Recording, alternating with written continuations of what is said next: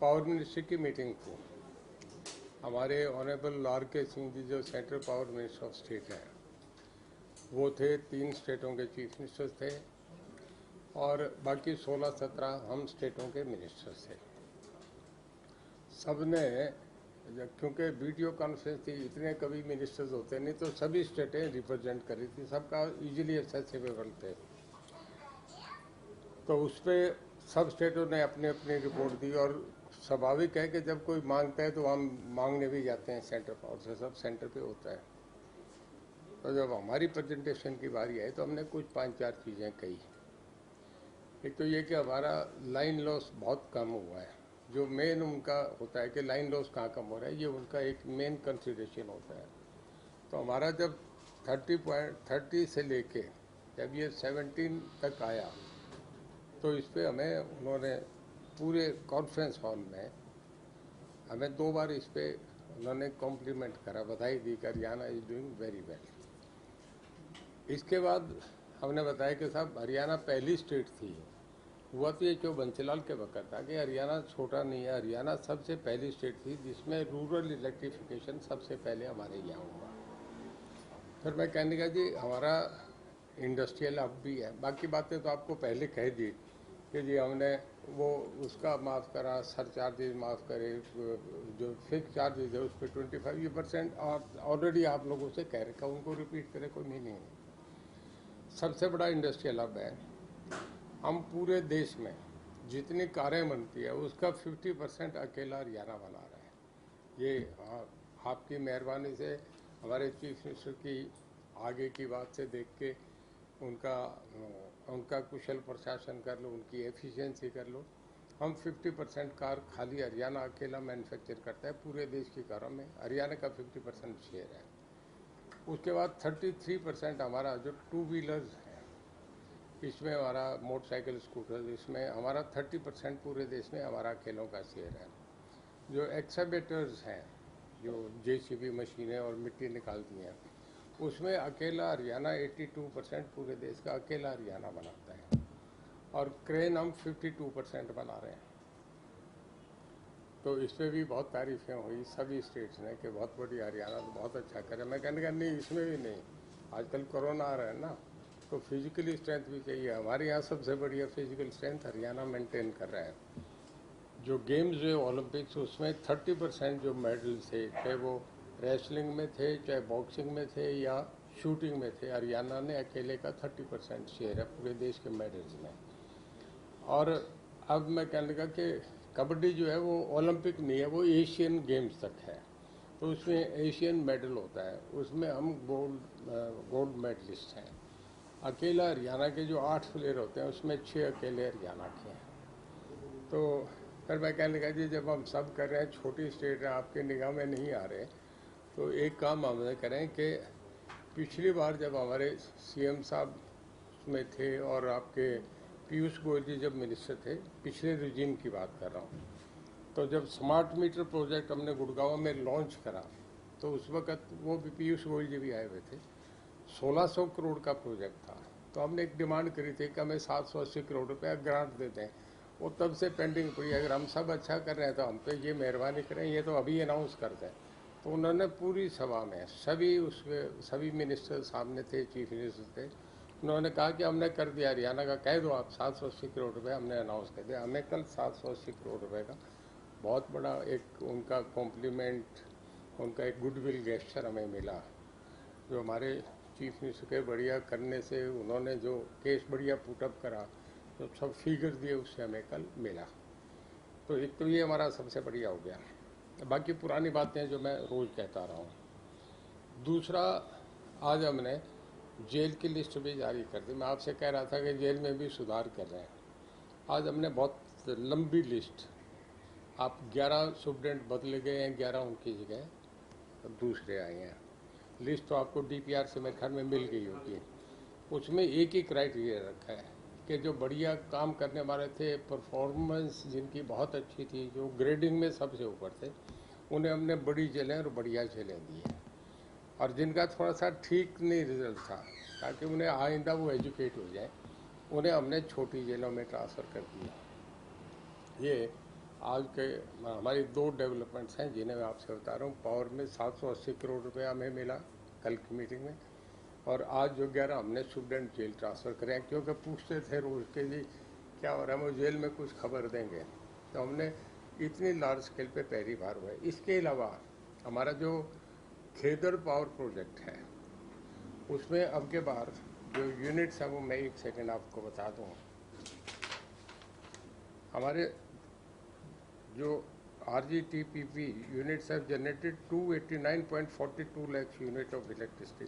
This is the highest generation after the inception of this plant. मतलब 2012 में highest थी, उसके बाद आज तक ये सबसे 2010 में प्लांट लगा है, 2010 में लगा, 2012 का इसका रिकॉर्ड था, आज उस रिकॉर्ड को भी तोड़ा है। सबसे बड़ा हमारे इस कोरोना में भी इसमें भी हाईएस्ट जनरेशन हमारी हुई है जो 249.2 है। अब आपने कोई क्वेश्चन पूछा? एक पीटीआई जो अध्यापकों का जो मामला है वो लगातार कोर्ट से वो बर्खास्त कर दिए गए, वो घर बैठे और सरकार ने हटा दिए, लेकिन उसके बाद अब वो मामला आगे बढ़ा और उस टाइम के जो चेयरमैन थे सिलेक्शन बोर्ड के, नंदलाल पुनिया, और जो मेंबर थे, तो उन सबको के खिलाफ भी FIR दर्ज हो। आप भी उस समय कांग्रेस में थे, किस तरह से देखते हैं इसको? पीटीआई वालों के आज FIR दर्ज हुई है ना, 2 दिन पहले तत्कालीन जो HSSC के बोर्ड चेयरमैन और मेंबर, मैं क्योंकि कल ही आया था, कल सुबह 10 से लेकर 4 बजे तक मैं मीटिंग में था, तो मुझे कोई जानकारी नहीं है FIR की। इससे पहले मुझे जानकारी थी, वो मिले भी, मैं ही उस मामले में मैं भी इन्वॉल्व था। PTI के मामले में जो निकाले गए थे उसके लिए CM साहब से भी उनकी डिस्कशन हुई, और मैं, खुल्लर साहब और एक आपके किशन बेदी और संजय भाटिया भी इसमें जुड़े हुए थे। हम चारों उनसे मिलते रहे। उन्हें कहा गया था कि कुछ क्यूरीज हमारी वो क्लियर करके आप आ जाए, तो उन्होंने तीनों चारों बातें बतानी थी। मेरे ख्याल में कल वो आएंगे। उसके बाद जो ये डेवलपमेंट हुई है इसका मुझे कोई जानकारी नहीं। तो क्या दोबारा से उनको नौकरियों पे एडजस्ट किया जा सकता है, क्योंकि 10-10 साल की नौकरी? देखिए, अभी हमने कहा था कुछ, हमने उनसे कहा क्योंकि सुप्रीम कोर्ट का डिसीजन है, उसको कोई भी आदमी, आप भी हम भी, कोई इग्नोर नहीं कर सकते। जो इनके ले डाउन पैरामीटर्स हैं उसमें कहीं कोई जगह होगी तो होगी, नहीं कोर्ट के मामले में कोई भी आदमी ऐसे हाथ नहीं डालते। हमारे लीगल हैं, एडवोकेट जनरल हैं, LR हैं, उनसे ओपिनियन लेके ही कोई बात करेंगे। सर, ये जो आपने बताया कि जो स्मार्ट मीटर योजना है, इस स्मार्ट मीटर योजना में सेंटर आपको कितना देगा, स्टेट का कितना खर्च होना है? टोटल हमारा 1600 करोड़ प्रोजेक्ट पे खत्म लग रहा है, जिसमें 780 करोड़ रुपए उन्होंने ऑलरेडी सैंक्शन कर दिया। बहुत बड़ा है, इस कोरोना में 780 करोड़ रुपया स्टेट पे आ जाए, बहुत बड़ा मैं अच्छी अचीवमेंट समझता हूँ। हमारे अधिकारियों की, हमारे CM साहब के आशीर्वाद से, सब लोगों की एज टीम हमने सबने काम करा, बहुत बड़ी अचीवमेंट है। सर, ये स्मार्ट मीटर जो है ये कितनी जगह पर लगने हैं, कितनी इनकी संख्या, या मतलब ये पायलट के तौर पर कहाँ लगने हैं, क्या है इसका? देखिए, अब तक हमने 1.5 लाख लगा दिए, हमने 10 लाख ऑर्डर करे हैं, जिसमें जैसे जैसे आते जाएंगे हम इन्हें लगा रहे हैं। 1.5 लाख हमने अब तक इंस्टॉल कर दिया। इसकी सबसे बढ़िया फीचर्स ये है कि जैसे आप प्रीपेड टेलीफोन से होता है आपका, जिन लोगों ने अपना बिल भरना वो इसमें भर सकते हैं। इसमें कोई चोरी हेरा फेरी नहीं हो सकती। 101% लेटेस्ट टेक्नोलॉजी से बना हुआ है, इसमें कोई शिकायत कभी आएगी नहीं। इसे आदमी अपने मोबाइल पर, हमारे हेड ऑफिस से भी ये जुड़ा होगा, उसमें कभी भी आप किसी वक्त देख सकते हैं, कस्टमर भी अपना देख सकता है। टोटल ट्रांसपेरेंसी का मामला होगा, जो लेटेस्ट है वो कर रहे हैं। सर, ये 1.5 लाख मीटर आपने लगाए, किस गुरुग्राम या NCR में लगे हैं या किस क्षेत्र में लगा रहे हैं? नहीं, 4 जगह लगे। हमने गुड़गांव में है, इसके बाद करनाल में है, फरीदाबाद में है, और एक पंचकूला में है। 4 जगह हमने 1.5 लाख लगा दिए अभी, और लगाते जा रहे हैं इसे तेजी से। ये हमारा सब कंप्लीट हो गया तो उसके बाद हम और देख रहे हैं, हम 20 लाख और ऑर्डर करके जो 2024 तक है, तो अभी 2020 तक लगा देंगे हम, आ जाएंगे मैं सब। सर, जिस तरह से कोरोना काल में काफी प्रभावित हुई है इकोनॉमी देश की और प्रदेश की, तो ऐसे में कुछ रेवेन्यू और जनरेट करने के लिए कुछ सोचा है क्या बिजली के दाम को बढ़ाए जा सकते हैं हरियाणा में? देखिए, अभी तो बिजली दाम की हम सोच ही नहीं रहे। देखिए, हम किसान को नहीं मारने का। मैंने एक बात और भी कही मीटिंग में, वो भी मैं थोड़ा सा आपसे बताऊँ, एक ठीक पॉइंट है। मैंने RK सिंह जी को, सभी चीफ मिनिस्टर बैठे थे, एक बात कही कि साहब मैं एक आपसे मेरी सबमिशन है, पावर से हट के इस बैठे जिससे किसान भी जुड़ा हुआ है। मैं कहने लगा कि इस वक्त इंडस्ट्रीज भी घाटे में, रेलवेज भी घाटे में, इसके बाद ट्रांसपोर्ट भी घाटे में, मॉल्स भी घाटे में, आम जनरल बाजार में भी हर एक कोई रिसेशन में जा रहा है। पूरा वर्ल्ड वाइड एक फिनोमेना है जो विश्व महामारी से सारे लोग घाटे में जा रहे हैं। कोई भी, चाहे वो पब्लिक सेक्टर अंडरटेकिंग है चाहे प्राइवेट सेक्टर है, सभी घाटे में है। मतलब आप गूगल जैसे भी घाटे में जा रहे हैं। तो जब ये सारा कुछ हो रहा है, इसमें मैं कहने लगा कि केवल हमें किसान का धन्यवाद करना चाहिए जो आज भी अपना प्रोड्यूस है वो पहले से 5% बढ़ा के भी इस कोरोना में भी बाजार में लेके आए हैं। जो 60% लोगों ने ये कंट्रीब्यूट किया है, उसके कंट्रीब्यूशन को हमें कभी इग्नोर नहीं करना चाहिए। उनके लिए हमारी, चाहे पावर है चाहे दूसरे डिपार्टमेंट है, हमारी बहुत उनके लिए एक सिंपैथी होना चाहिए, उन्हें बधाई देनी चाहिए। ये मैंने एक उनसे और कहा, जिस उन्होंने बहुत गौर से सुना और कहा बिल्कुल आप ठीक कह रहे हैं, इस पर सीरियसली सोचेंगे। सर ये जो आपने मोनोब्लॉक और वो वाटर वाला मसला है उस पे कहाँ तक वो हमने सैंक्शन कर दिए, अभी आगे इस चीज़ पे है, उन्हें लोकल लोगों से जिनके कनेक्शन है उन्हें देने का किसी का, क्योंकि वो बताया 20 से लेकर 60 फीट तक की डेप्थ पे वो लगेंगे।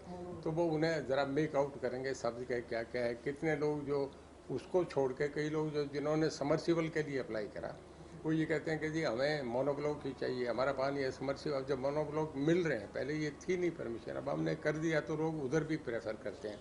तो ये सब हमें डिस्ट्रिक्ट लेवल जैसे जैसे मिलते रहेंगे, हमें डाटाज आते रहेंगे।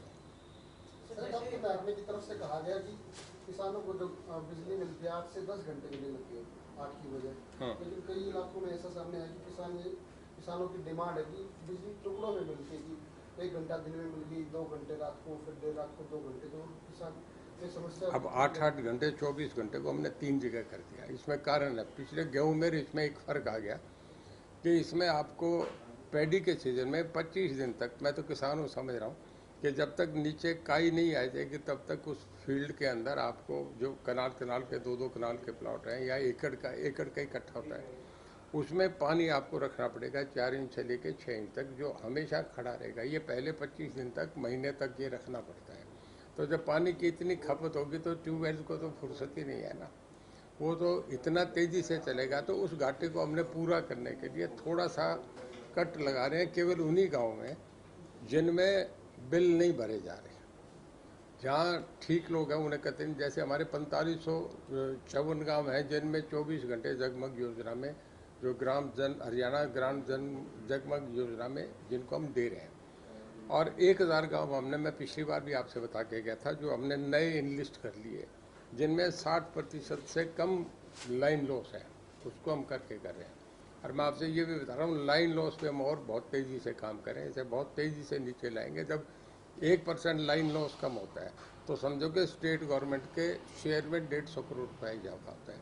अगर हम 6% भी कर गए तो 1000 करोड़ रुपया सरकार के एक्सचेकर में बढ़ता है।